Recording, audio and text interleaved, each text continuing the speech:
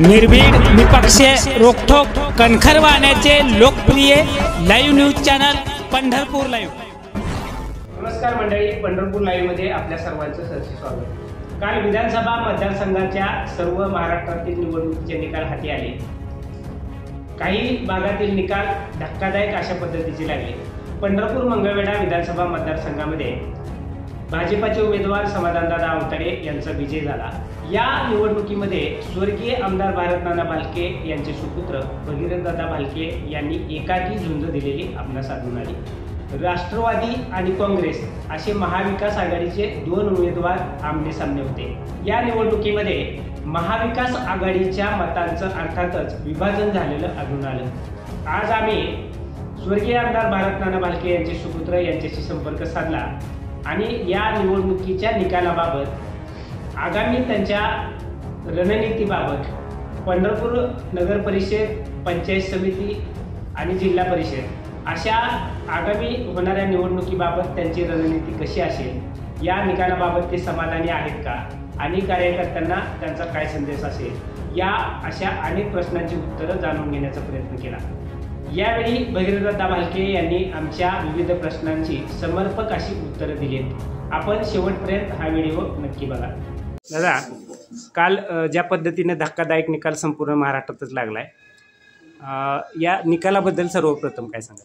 पंढरपूर मंगळवेढा विधानसभेचा निकाल काल त्या ठिकाणी लागला आणि त्या निकालाच्या मी त्या ठिकाणी उमेदवार या नात्यानं माझा झालेल्या पराभवाची जबाबदारी त्या ठिकाणी सर्वप्रथम मी स्वीकारतो। आणि या निकालामध्ये जवळजवळ पंढरपूर आणि मंगळवेढ्यातल्या तमाम मायबाप जनतेने 1,16,733 मतदार बंधू भगिनींनी माझ्या पाठीमागे आशीर्वाद देण्याची भूमिका त्या ठिकाणी व्यक्त केली। पण माझा 8,000 जवळजवळ 400 मतांनी त्या ठिकाणी पराभव झाला। त्या पराभवाची जबाबदारी उमेदवार या नात्यानं मी त्या ठिकाणी स्वतः स्वीकारतो। आणि महाविकास आघाडीचा महाराष्ट्र राज्यातला त्या ठिकाणी निकाल बघता जी लोकभावना होती, जनभावना होती, त्या बाजूनी त्या ठिकाणी निकाल न लागता मुळात आपल्या पंढरपूर मंगळवेढा विधानसभेची निवडणूक ही धनशक्तीच्या विरोधात जनशक्ती आणि लोकशाहीच्या विरोधात हुकुमशाही अशी होती। काल जनभावना जर बघितली तर हुकुमशाहीचा आणि धनशक्तीचा विजय झाला ही सर्वसामान्यांच्या त्या ठिकाणी मनामधली भावना त्या ठिकाणी दिसून येत होती। पण शेवटी पराभव हा पराभवच असतोय। उमेदवार या नात्याने मी त्या ठिकाणी स्वीकारतो आणि आपल्या माध्यमातून 1,16,733 मतदार बंधू भगिनीने आशीर्वाद त्या ठिकाणी देऊन माझ्या पाठीशी पाठबळ दिलं। तिथल्या तमाम मायबाप जनता, गोरगरीब, जे इथले मोलमजूर आहेत, कष्टकरी आहेत, मग इथं छोटे मोठे व्यापारी आहेत, जे मंदिर परिसराच्या ठिकाणी त्या ठिकाणी माता भगिनी आपले उदरनिर्वाहाचं काम करतात, गाळेधारक असतील, रिक्षा चालक असतील, टांगे चालक असतील, किंवा माझ्या ग्रामीण भागातला मग भाटघरच्या पाण्याचा प्रश्न असेल, उजनीच्या पाण्याचा प्रश्न असेल, त्याचबरोबर मंगळवेढ्यातल्या 24 गावच्या उपसा सिंचन आणि तिथल्या शेतकऱ्यांच्या प्रश्नांच्या बाबतीत पुढच्या 5 वर्षात जिथं जिथं अडचण येईल, संकट येईल, या लोकांच्या सोबत त्या ठिकाणी काम करायला भगीरथ भालके त्या ठिकाणी तयार आहे। कारण भगीरथ भालकेच्याकडे आता कुठली ना संस्था आहे ना कुठलं त्या ठिकाणी वेगळं कोणतंही त्याच्यावरती जबाबदारी नसल्यामुळं सर्वसामान्य मायबाप जनता हेच सर्वस्व मानून त्या ठिकाणी मी काम केलं। पोट निवडणुकीच्या वेळी झालेल्या पराभवाच्या नंतर माझ्यावरती त्या दरम्यान विठ्ठल सहकारी साखर कारखान्याची जबाबदारी होती आणि त्या 2-3 महिन्याच्या कालावधीमध्ये मला अनेक नेते मंडळींचं उभरे त्या ठिकाणी झिजवावं लागलं होतं।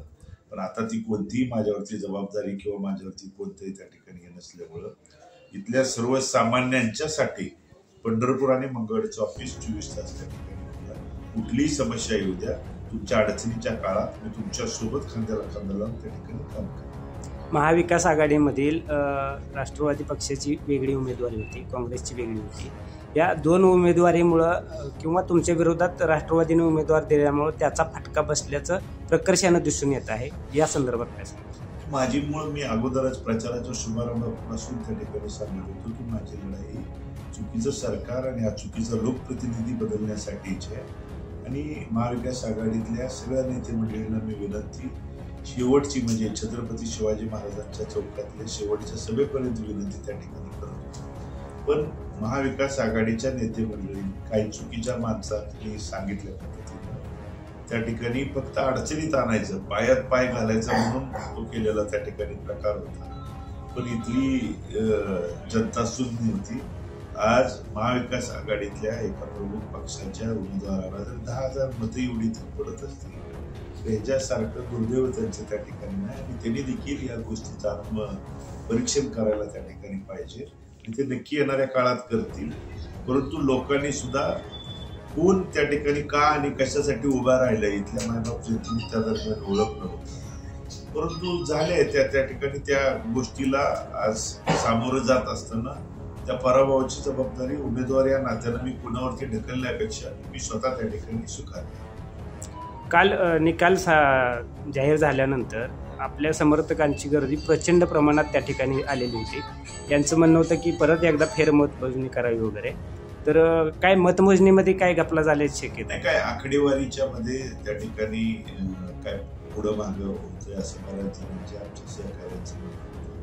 परंतु ते आज जाऊन अधिकाऱ्यांच्याकडे तपासल्यानंतर बघितल्यानंतर त्या ठिकाणी ती आकडेवारी बऱ्यापैकी त्या ठिकाणी जुळलेली होती.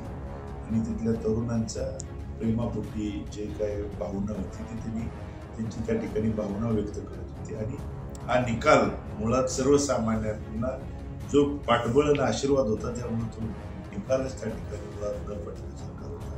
आणि भावनेपोटी त्यांनी त्या ठिकाणी त्यांचं म्हणणं त्या दरम्यान मांडलं होतं. परंतु सगळी आकडेवारी बघितली, अधिकाऱ्यांनी देखील सहकार्याची भूमिका निभावला त्या दरम्यान घेतली. म्हणून तो त्या दरम्यानच त्या ठिकाणी तो क्लिअर झाला. दादा, निसटता पराभव जरी झालेला असला तरी तुमच्याकडं कार्यकर्त्यांचं पाठबळ अतिशय मनापासून तळमळीनं काम करणारे कार्यकर्ते आहेत आणि सर्वसामान्य जनता पण आहे.